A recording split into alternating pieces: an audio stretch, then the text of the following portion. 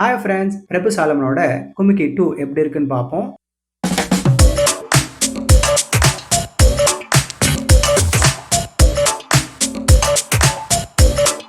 இதோட கதையில ஸ்கூல் படிக்கிற பூமி அம்மா இல்லாத ஒரு குட்டி யானைய குழியில இருந்து காப்பாத்துறான். அதுக்கப்புறம் அவங்க 2 பேரும் பிரிக்க முடியாதபடி மாறுறாங்க. பூமி ஸ்கூல் படிப்பை முடிக்கிற நேரத்துல அவன் யானை நிலா கடத்தப்படுது. 5 வருஷம் கழிச்சும் யானை நிலா கிடைக்கல. இவங்க திரும்பவும் சேருவாங்களா இல்லையான்னு தான் இதோட மீதி கதை. படத்துல பூமியும் அந்த குட்டி யானையும் முதல்ல சேர இடம் நல்லா இருக்கு. மோசமான பேரண்ட்ஸ்னால பூமி வீட்டுல கஷ்டப்படுறான். கள்ளச்சாராயம் காய்ச்சதுனால அடிக்கடி அவன் பேரண்ட்ஸை போலீஸ் பிடிச்சிட்டு போறதால கூட படிக்கிற பசங்களும் இவனை அவாய்ட் பண்றாங்க. தனிமையா இப்படி இருக்க நேரத்துல அனாதையா விடப்பட்ட குட்டி யானையை காப்பாத்தினதுக்கு பிரதி உபகாரமா பழகிறதுக்கு நல்ல கூட்டாளி கிடைக்குது அவனுக்கு. இதுக்கப்புறம் படத்துல இவங்களோட பாண்டிங் எஸ்டாப்ளிஷ் பண்ண எந்த சீனுமே இல்ல. அதுக்கு பதிலா ஹீரோ அந்த யானையை அப்பப்ப கிஸ் பண்றது தான் இருக்கு. உச்சகட்டமா ஒரு குச்சி ஐஸை 2 பேரும் ஷேர் பண்ணிக்கிறது வருது. அவ்வளவுதான். படத்துல எலெக்ஷனை ஜெயிக்கிறதுக்கு யானையை பலி கொடுக்கணும்னு ஜோசியக்காரன் சொன்னதால ஒரு அரசியல்வாதி யானையை தூக்க நினைக்கும் போது தான் மெயின் கான்ஃபிளிக்ட் ஆரம்பிக்குது. இதுக்கு நடுவுல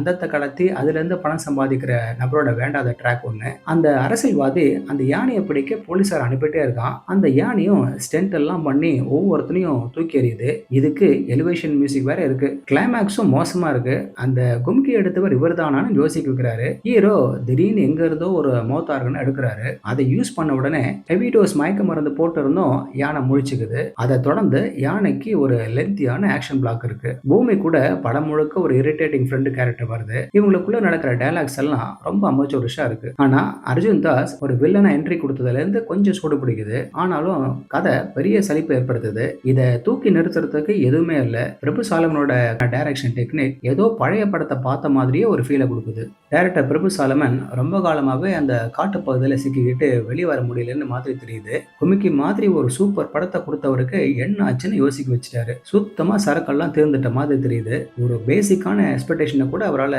சாட்டிஸ்ஃபை பண்ண முடியல.